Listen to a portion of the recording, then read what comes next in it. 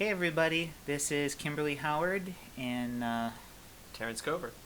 we're doing the commentary for the nonprofit fan film Detroit Ghostbusters, because we're not going to be doing like a DVD or anything, so we figured, we would indulge ourselves and pretend like we're professional filmmakers and just yammer on this video.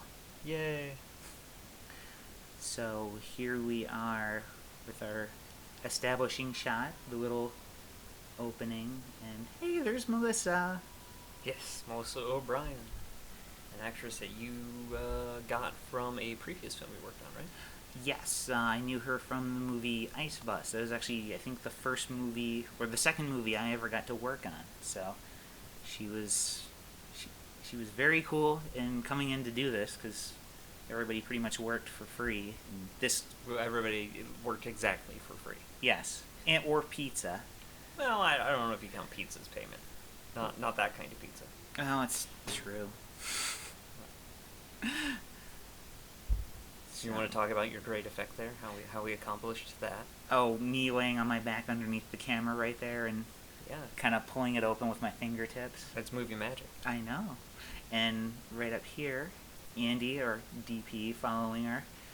And then Terry hiding behind the door, Yeah. getting that awesome effect Yeah, in there. there's some true magic right Yeah. And this practical effect I am proud of that we pulled it off, because the slime coming out of the phone. So that was actually me standing behind her with a syringe pumping the slime through the receiver. there. And that great effect, that was just turning the light on really bright and moving it towards her face. And ta-da! Detroit Ghostbusters. And give a little thank you to Yeah, Ed Rudiman. Rudiman. Yep, Ed Rudiman was the effects artist that actually came out of nowhere to give us that. Just kind of said, "Hey, I did this. If you guys want to use it, just give me credit." And we're like, okay, awesome." Yeah. This movie was entirely made through Facebook contacts. Yeah, actually. So, Facebook is awesome. Who needs a cell phone, right? Well, you need a cell phone to access Facebook. Usually. Well, shut up. I don't know. Moving on. Whatever. So here we've got Patrick Deere and, You yeah, that's me. in my driveway. Yeah, actually, filming at your house, just like we did with Suburban Heroes, one of the other awesome shows that we've worked on, that actually led into a lot of the people that worked on Suburban Heroes, like cast and crew, are all in this movie. So that's Patrick Deere. He actually worked on another film or another short that we all worked on, the Internet Style Guide to Debit Card Purchases. Which is how you and I met. Yep. Along with most of the cast and crew from Suburban Heroes who are also on this. So Yeah, so that all comes together. exactly, this wonderful little incestuous group that we have making all these movies. You're welcome. You're Awesome. welcome, Terry. And this was the first thing we shot. Yeah, this actually was day one, and At one point was the only thing you were going to shoot. yeah, because Terry Hey. would not. Yeah, there's Terry. Me looking condescendingly. That's the look that I gave Terry when he kept pushing me to make this. Because when I first told him, I told him actually as like a joke that hey, I had this script for a Ghostbuster fan film and da da da. Kind of laughed it off, and he's like, "No, we should make that." And then he wouldn't leave me alone about it. So eventually, I just kind of to make Terry be quiet. Basically, we decided we were going to take like the opening few scenes, and we actually had the previous scene with us in the driveway, and then all of this right here was all we were going to shoot. And then we ended up finding this cosplay group's Ghostbusters SWAT, and they were the ones that actually came on set and provided us with like the proton pack props and the ghost traps and stuff. So it was like, well, damn, I guess we can make the whole movie now. And everything kind of spiraled out of control from there. Into control. Oh, well, tomato, tomato. And then, let's see, yep, Patrick. Oh, I felt so bad for him on that day. 'Cause, Yeah, you wrote him basically 3 pages of a monologue. yeah. And the poor guy had just gotten off work, like, I don't know, 10 minutes earlier or something, and he hadn't had time to go over it quite as well as he wanted to, and so we're like, perform on command, monkey! Yeah. And he still ended up doing a hell of a job, so... Yeah, he did as well as anyone could under the circumstances Kim put him through. Yeah, because, no one wants to point out that this is actually, 26 minutes of me actually learning how to make movies, so... The learning curve was pretty hellacious, to say the least. Well, you did a smart thing by having a cast and crew that were experienced in all the positions you put them in, even if you, in your position, were not quite as familiar. Exactly. So I think that helped a lot. Right, because you guys came in and made me look like I knew what I was doing. Yeah. And that was the goal from the beginning. And that was always the goal, to make you look like you knew what you were doing. Exactly. If I don't actually know, I can at least act like it. So, and there's, we didn't get a chance to introduce him. That's Mike Kammer playing Dr. Gray. So the three of them, that's our Ghostbuster team. And that's Mike and Rob, our prop guys out there. They, when we filmed this, they were outside running interference because I had the brilliant idea to film all this stuff in the main entrance of the Specs Howard School of Media Arts, which I went to. Shameless plug, shameless plug. But yeah, we had them outside running interference because the main entrance people were constantly coming and going the entire time we were trying to film. And then we just kind of had them do the little Jay and Silent Bob thing outside, just as a quick little stupid throwaway gag. Which also helped to keep people away. Yes. Well, Rob was wearing that Mad Bomber hat, so that was awesome and terrifying at the same time. And so here we have, the three of us doing our little bit. And actually, too, that's why I wanted the three of us to play the Ghostbusters, is because, like, talking about Suburban Heroes, the amount of improv that you guys do on that show. So, because, I've only been in one episode at this point. Would you say that helped on this? Oh, absolutely. Did we have a lot of improv on this? We had a decent amount. I think for the most part... I know mine was just because I refused to memorize lines, but... Well, yeah, because you were the closest thing to a diva we had on the shoot, but... No, we had a fair amount of improv and stuff, because we would have, like, the scripted scene and stuff, and then we would basically just tweak the dialogue. It was almost like just kind of making sure that we were comfortable with it, or kind of how, the character would say it, if you want to sound super artsy, faggy about it. I do. Okay, well then, there Absolutely. you go. That's what your character would say, not as the line was written. Fantastic. So, and here we have Angela Roberts Johnson, my mistake, and John Green Sr. Both of them are freaking amazing performers. John, another Ice Bus veteran, and then Angela, another debit card sketch veteran. Yeah, so... Constantly drawing from the same well, are we? Yeah, pretty much. Well, actually, I think I even mentioned this before when we were filming it, but Gary, the guy who was actually the director of Ice Bus, he was my original choice to play the boss character. So, but that didn't work out and stuff. So, like, I asked John if he was interested, and he jumped all over it. And he honestly just knocked it out of the park, because that's, he said before, like, that's usually the kind of characters that he gets cast as, is those kind of, like, gruff, hard-edged. Usually he's playing, like, like a soldier or some kind of, like, hitman type character. So, and then our teaser trailer.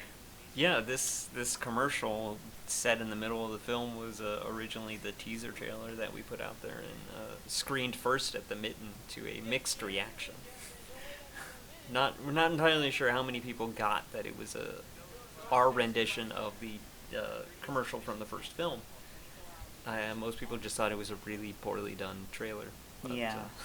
Well, actually, and it wasn't just at, like, the one time that it screened in public. Like, even on, because we had it on my YouTube channel and stuff, and it was, honestly, the reaction was about 50-50. Like, either they got the joke and were like, oh, yeah, it's just like in the movie, it's all cheesy and stuff, and da-da-da, it was funny as hell, and then the other half was just like, this movie doesn't look like it's going to be good. It looks terrible. Right, and then there was the little stinger of, even we're acknowledging that the commercial is cheesy. We kind of did it on purpose. Right, but you didn't see that in the original teaser, so. Right, we just kind of ended it. We basically presented the commercial as it would be independent in the of movie. the film. Yeah. So, Back in that damn lobby. yep. The previous shot was also there at Specs. Yes, the Ghostbusters office, Yes. if you want to call it that. That was actually a studio that I guess was going to be remodeled or something. So we had like, yeah, here we are. This actually most of that stuff in the background. You can see Terry, working on the proton pack props and like the little Ghostbuster stuff. But like all that stuff behind Mike and I right there, that's all like TV equipment and everything. So which I'm very happy we got there, because I mean it just kind of looks like there's all this electronic gadgets and stuff. So, and then me awkwardly sticking that thing in Angela's face.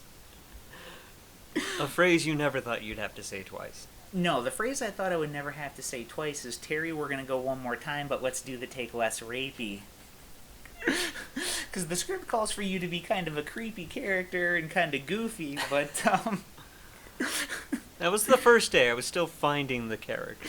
Okay, right. I should have next time I'll know to just leave the note, less Buffalo Bill and more, like Ray Stantz. There How's you go. that? There you go. See, if I had gotten that note, you would have never had to say Terry less rapey.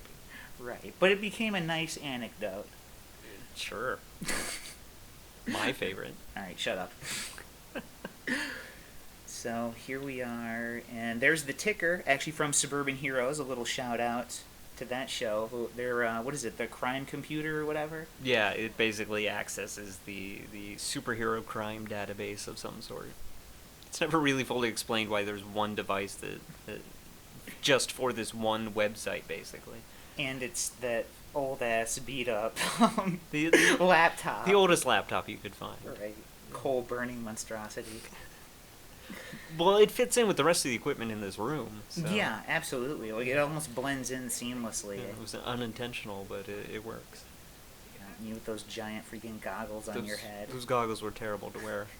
There's like no padding on them, and they're metal. Like everything in all of these props are made of like real materials, just about. There's like actual metal and stuff, so they have weight, and they have density and everything. And so when you see us carrying them around, no, we're carrying 30 to 40 pounds of metal on our backs, or a 10-pound goggles on my forehead. Yep. And right there, this was day 5. That's actually my favorite shot of the movie. It, like, reminds me of, like The Exorcist or something. Reminds me of something that, like, hey, we knew what we were doing. This is a professional flick. Reminds me of some movie that isn't the one we're trying to make reference to. Right. But this actually, it's interesting to note, this is the one day that Andy, our DP, couldn't make it. So you were running camera, right? Yeah. Well, I don't know if I want to admit that, but yeah. Okay, so this is the day that Terry, I drafted Terry to, hit record and just shove all the blame at me, but... Well, I did that every day, except for the hitting record part. Well, fair enough. And Melissa in her awesome zebra-striped robe. Yeah, she brought that, right? Yes. Yeah, that was hers. I think she had, like, a normal-looking one, and then she just kind of, like, half-jokingly pulled that on. She's like, or I could wear this. And we're like, yes, you're gonna wear that. Because it's a dramatic scene doesn't mean there can't be some comedy in the background, Or Throw a pie foreground. or something. We should have done that. Right. More pie throwing? Yeah, there was no pie throwing in this. Spoiler alert, there is no pie throwing in this. So please keep watching, though. Right. It does get good even without the pie throwing. Yeah. So... we actually shot this. We were, I think half a block away. This is actually one of the effects artists, Brandon's house in Ferndale, and we're actually about, a half a block, if even that, from, like, 696. Yeah. So all that, like, in the background, that's real, just atmosphere road noise. Of the stuff. freeway, which is just off screen. Yeah, because, again, I'm an awesome and very knowledgeable filmmaker and know, where to get the best locations. Where it's good to shoot outside, such as near the freeway. Yes. I love that little bit with me and Angela right there. We did that like 2 or 3 times. Just kind of, yep, there's... I never noticed that. You didn't notice Chris's little... he's gone now, but yeah, that little couple seconds, Chris, our boom operator, sneaking in there. Yeah, you could see his sleeve in the shot there. You can see his foot in a later shot. Yeah. So. So the crew makes it in as well, so we like to give everyone credit. So Right. they all get some screen time. Even though, They're not they're supposed not to. supposed to. Like right now. Yeah, and then there's Andy, There's our DP. Andy Yeomans. Yeah, so his quote unquote cameo. Right. And of course, I didn't notice that until after getting this back, because this was one of our effects shots, and because of time constraints and everything, it was kind of like, okay, well, either I use this and hope nobody notices the guy in the back, the cameraman reflecting forever, and Well, it's God, an effect shot. You could have matted him out or something. Well, I didn't. Yeah, because again, I totally know what I'm doing. Having that glorious first-time filmmaker handicap. So. I love that sign. Yeah, the scribbled out of service. Mm-hmm. Didn't we do that just before the shot? I grabbed. I think we did it paper. after the shot. Oh, okay. And then just said we should do a take 2 with the sign. Nice. Actually, show that this is supposed to be the phone that everybody's been talking about. Yeah. Supposedly, this line came out of. Right. Because originally in the script, actually, there was going to be the puddle or something to look like a dark stain underneath it to really show that. But where were we filming this at again? We filmed this at the one of the government offices for Oakland County, the county that I live in. So it's like an official government office that people aren't supposed to be in except for government employees, and we're there after hours shooting because we had a guy on the inside. Yeah. But I thought it was funny that you said there was supposed to be a stain, because since we basically did leave a stain. No, we didn't. There was soap in the slime and stuff. So Yeah, but the cleaning crew didn't bother to do anything with that. Oh, That really? came after us. Yeah, that stain was still there the next day or whatever. So Oh, Lord. it may still be there now. I don't know. Well, great. Now we're doing the commentary, getting ourselves in trouble. So They'll never see it. nice. They'll be like, "Which stain?"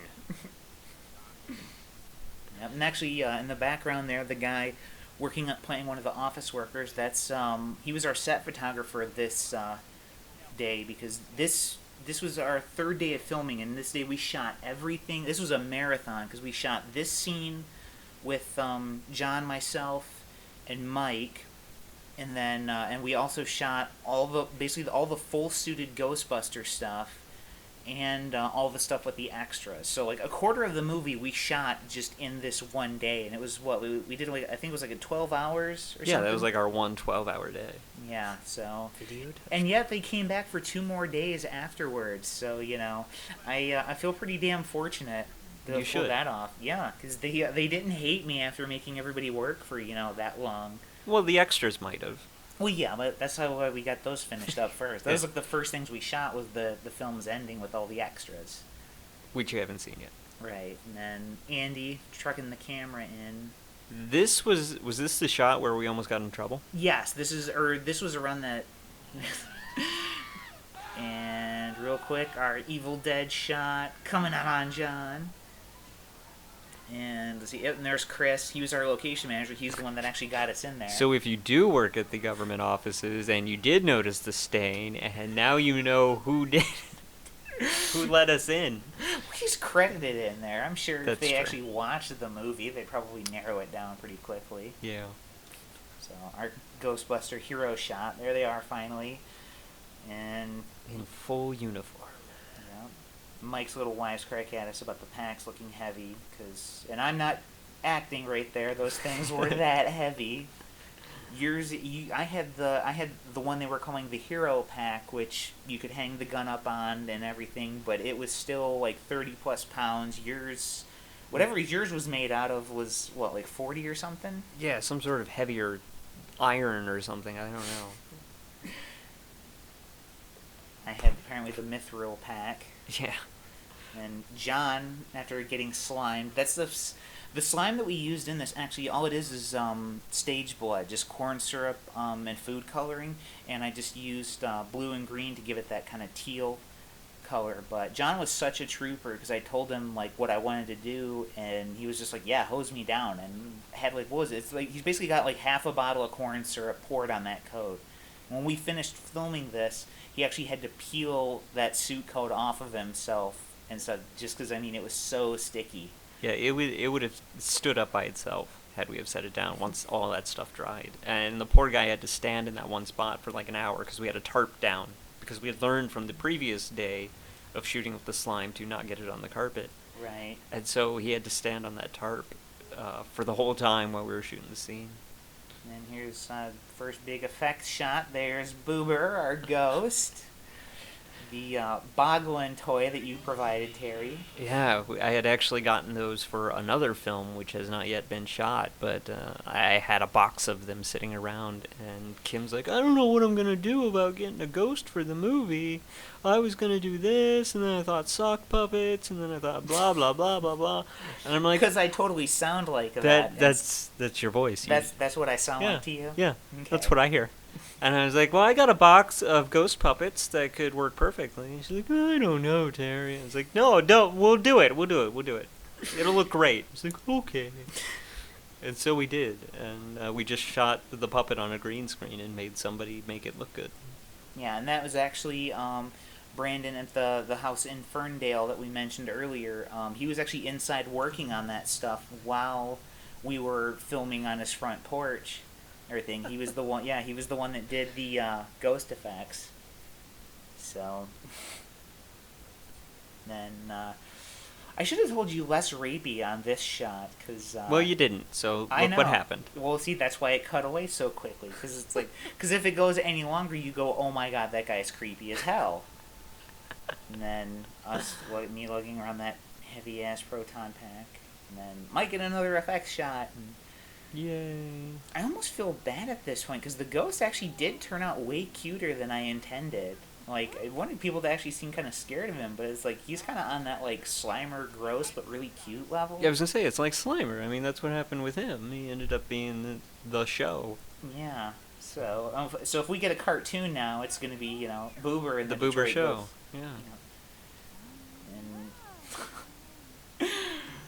Yeah.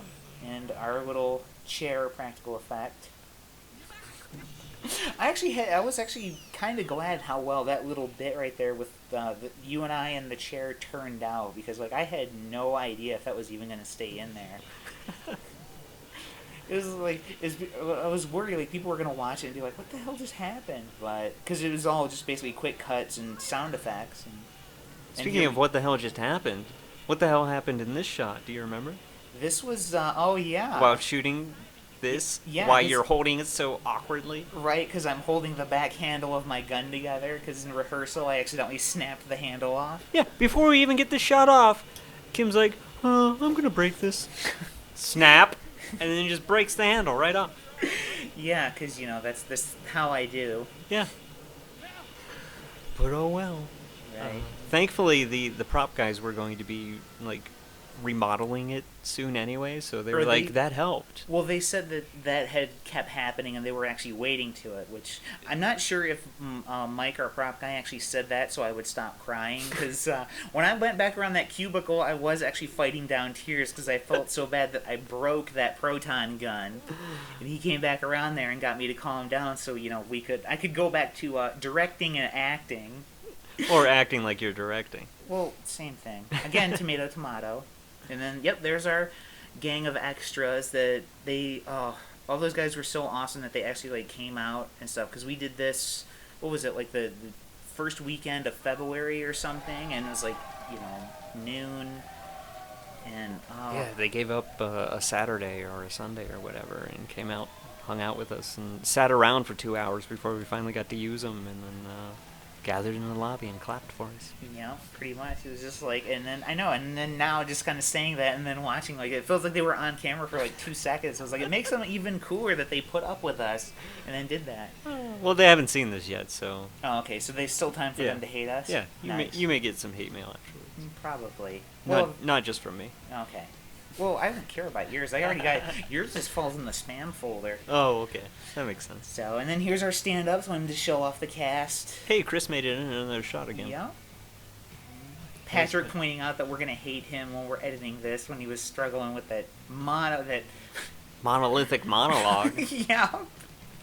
I still feel so bad trying to get him to plow through that. Bye, Boober. Yeah, and I never intended the ghost to turn out that freaking cute, but Well, that's what happens. Basically. So, thank you guys for watching and listening to the commentary. Hope you guys enjoyed the film, and hope you guys will check out our other stuff. Both of us have YouTube channels, and we'll be working on upcoming projects both together. And you got some stuff coming in, don't you? Yeah, sure. Okay. Sure. Well, I've got stuff coming. I try and stay busy. Yeah. So, thanks for listening. Yep. Bye-bye. I